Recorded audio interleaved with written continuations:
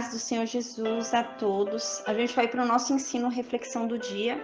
Nosso ensino reflexão do dia está na Epístola de Tiago, capítulo 2, né?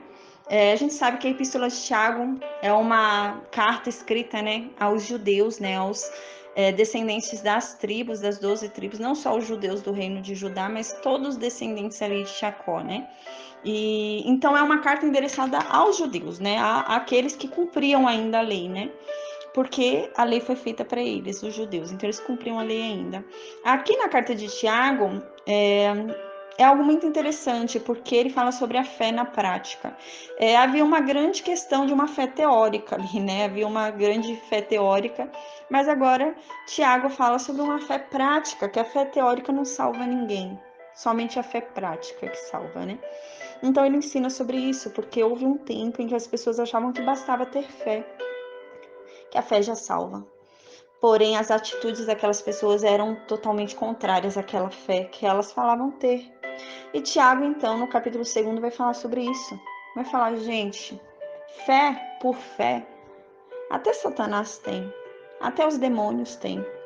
Eles sabem que Deus existe, eles creem em Deus e eles tremem, mas eles não cumprem essa fé, eles não têm obras de fé, eles não praticam essa fé. Então, ele vai falar sobre isso agora. Então, a gente vai ler Tiago, capítulo 2, diz assim, versículo 1. Meus irmãos, não tenhais a fé em nosso Senhor Jesus Cristo, Senhor da glória, em acepção de pessoas. Gente, não pensem que a fé de Cristo, né, a fé em Cristo, é manifestada em diferenciar pessoas. Se você tem fé em Cristo, se você é um cristão, você não pode diferenciar pessoas. Você tem que tratar todo mundo igual. Então, no versículo 2 continua. Se, portanto, entrar na vossa sinagoga algum homem com anéis de ouro nos dedos, em trajes de luxo, e entrar também algum pobre e andrajoso, e tratar com diferença os dois, e você tratar bem o que está com luxo, né? O que está ali rico, mostrando ali um cargo maior, né? Tá em alguma situação ali de destaque. Se você tratar ele com honra, né? Falar para ele, ó, senta aqui nesse lugar de honra aqui, né? E ao pobre, você falar, ó, fica ali em pé, ou senta aqui nos meus pés. Aí no versículo 4 diz, por acaso vocês não fizeram distinção entre vocês mesmos? E vocês não se tornaram juízes, tomados de perversos pensamentos? Então aqui Tiago está dizendo, gente, vocês são iguais. Ele foi feito do pó, você também foi feito do pó. Você entende o que é a fraqueza humana. Você entende as tentações do corpo. Você entende o que o outro passa. Você entende os sentimentos humanos. Você também é humano. E se você, nessa condição de ser um igual, não consegue liberar misericórdia ao outro, não consegue liberar compaixão ao outro, vocês sendo iguais, vocês se tratam com diferença. E vocês se tornam, sim, os juízes perversos, juiz de um semelhante a você. Você entende que você também poderia cair naquele erro, você também poderia passar por aquilo, você entende o que o outro está passando e não consegue ter compaixão. E como que vocês querem que Deus tenha compaixão de vocês, sendo que Deus é superior? Deus não é um semelhante a você. Se você, com um semelhante a você, não consegue liberar compaixão e misericórdia, você quer receber compaixão e misericórdia de Deus, que é um superior a você? Então aqui continua no versículo 5. Ouçam, meus amados irmãos, não escolheu Deus os que para o mundo são pobres, para serem ricos em fé e herdeiros do reino que ele prometeu aos que o amam? Gente, Deus, ele escolheu esses oprimidos, ele escolheu esses pobres, Deus escolheu esses desprezados. Se atentem, Deus os escolheu. E por que vocês os desprezam, se Deus escolheu essas pessoas para dar a elas a herança dele? E por que desprezam essas pessoas? Então no versículo 6 continua. É aquilo, né? Deus escolheu as coisas loucas do mundo, né? Para confundir as sábias. É aquilo que é desprezado no mundo, né?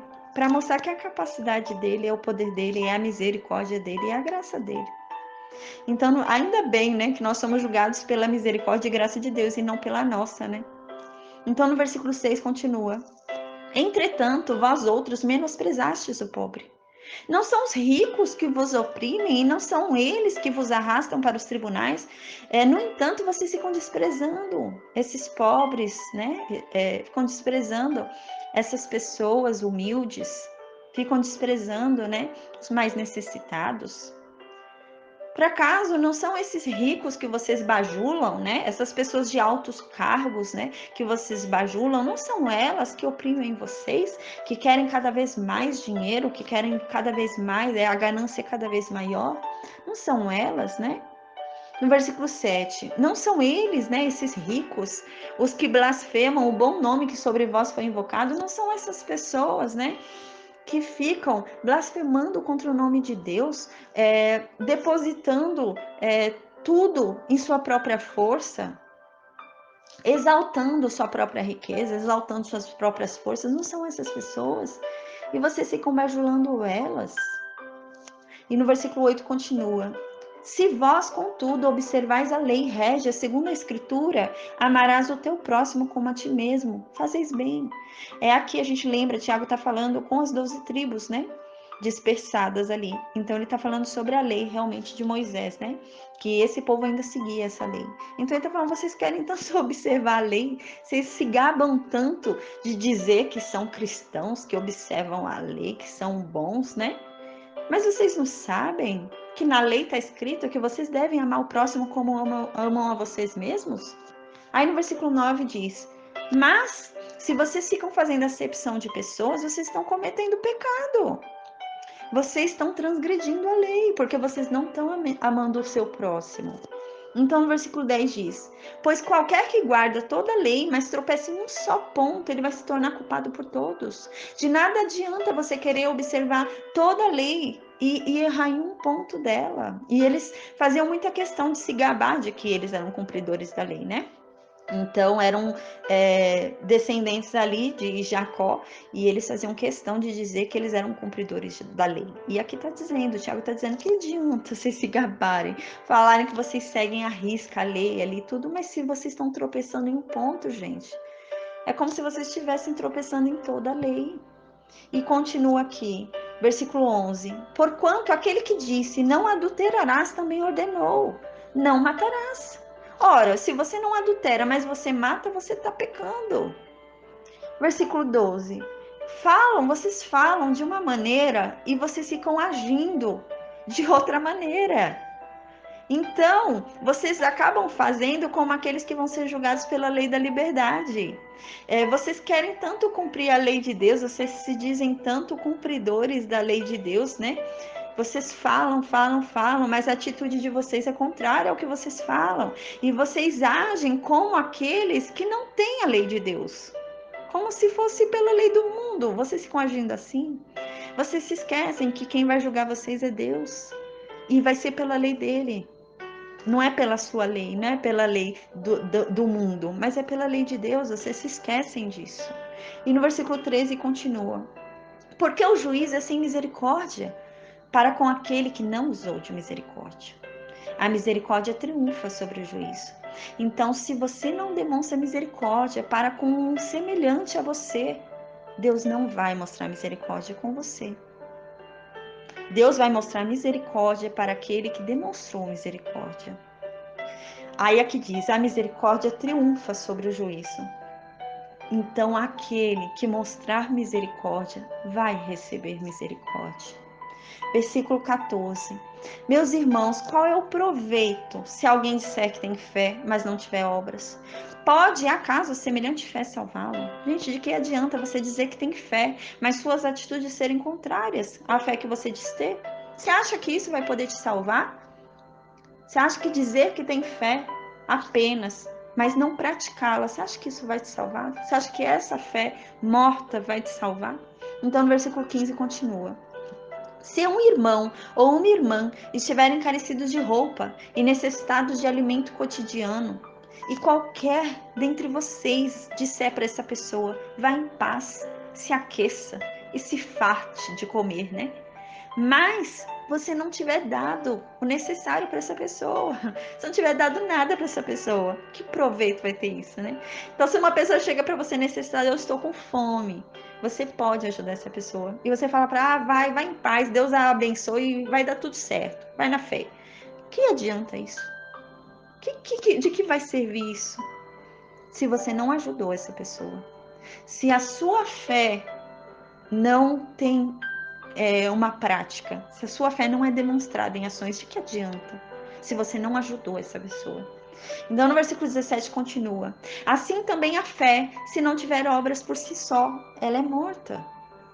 Então, de que adianta? Se você não tiver obras de fé, se você não manifestar a sua fé em atitudes, se você não tiver atitudes que são condizentes com aquela fé que você diz ter, aquela fé não existe.